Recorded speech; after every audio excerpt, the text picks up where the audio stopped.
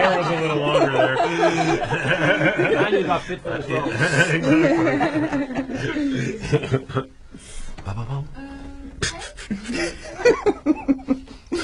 Let's make this deep. Okay, yes, Let's please. get real deep. We're so tired of just deep. laughing. Well, back on January 1st, 1936, the Green Hornet made his debut on American radio. Now, 74 years later, it finally gets that big $100 million movie makeover. And I don't know, along the way, from Michelle, in the last 13 years, 20 drafts, from Michelle Gondry to Kevin Smith to Stephen Chow, back to Michelle. I don't know whether there's a lot of blood, sweat and tears, or whether, especially for you, Seth, whether it was a lot of fun. It was both, I would say. I mean, it was at times just very difficult to kind of keep the train moving forward, as you would say, I guess. But once we got it going, then it was a lot of fun. And now, especially to be able to watch the movie and be really proud of it, it's very exciting, finally. Because if it sucked, I might kill myself. For you, Jay, I know for Bruce Lee in the 1960s to become Kato was a big deal, that his American debut. For you, you've sold 28 million albums, you're a major star, you've gotten your Hong Kong Film Award for Best Newcomer, the Golden Horse Award. I don't know whether this was a big deal for you, or whether you felt it was another day at the office. Such a long question. I should have She'll make it short. I was shocked at how short. I should have her with me all the time. Oh, it's very, you know, 他是一个很重要的角色。对 ，a big deal， 他说是不是一个 big deal？ 你就认为是一个很大的一个举措？挑战。对你来说，对。It's a very big challenge, right? Challenge. Yeah. It's a very big challenge. So for me, I like challenge. Were you nervous? Were you? Of course, nervous because no matter who plays the new Kato, he would be nervous because Bruce Lee is a legend.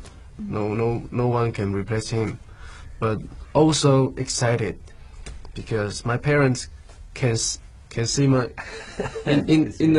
on the screen. Ah, cool. As Kato. It's Kato. I was thinking for you, Cameron. You've always had a tomboyish streak in you, and certainly you're great with comedy, and you've done action with Charlie's and mixed them all up. Was this a lot of fun, or I don't know whether you felt like you were in a boys' club and you were sort of flirting around the edges? A sausage party. It was a sausage. It was a sausage fest. That's gross. I had the best time. I love, working. I was the only girl in the cast for most of the time. Not on the whole set. Not though. the whole set, Yeah, exactly. few So women. there was some estrogen. Yeah, there was some. Last I'm year pretty feminine. Yeah. I have to say. I was actually thinking. Oh, go ahead. Sorry. No, go ahead. But very quickly, I'm going to say for you, Seth, like becoming a lean green meme machine from being 2008's High Time Stoner of the Year. Exactly. I'm guessing there's some, maybe not blood, but sweat and tears The involved. two aren't mutually exclusive. That's what I've learned more than anything. You can have it all. But yeah, it was tough. But we just wanted to make sure the joke wasn't that I look ridiculous as a superhero. It's more that I'm stupid. That was the joke we were going for. I was thinking on the way over, I'm a big fan of comedy, and I was part of me was thinking, okay, well, there's funny people and stuff like In Her Shoes doesn't do that well, and something dreadful like Grown Ups does incredibly well, like 270 million plus, whatever it was. And I thought, oh, well, that's not fair. But then maybe it is fair. Maybe that's just the way the world is, that smarter, more intellectual movies are not going to appeal to everybody, and ones that are like, just pure fun will. Well, the wonderful thing about this movie is it's smart. And it is smart. Yeah. It's smart. It's close. incredibly intellectual. Yeah. And it's funny. Yeah. Exactly. So, it's a big action movie, so we're just going to take that and just run all the way to the bank with it. But do you think about comedy in those terms? Because especially for you, in the judge sort of Apatow circle, and you're obviously a very good writer and a good performer, and you've done wonderful comedies as well, Cameron. And I don't know about you, Jay, if any of your films have been comedies, but do you think about that sort of side of the business much? I think that not everything is funny to the same people, and I think that there's a lot of big comedies that do well that I don't think are funny, and a lot of movies that I think are really funny that no one goes and sees. And I've and I've probably made both types of those movies.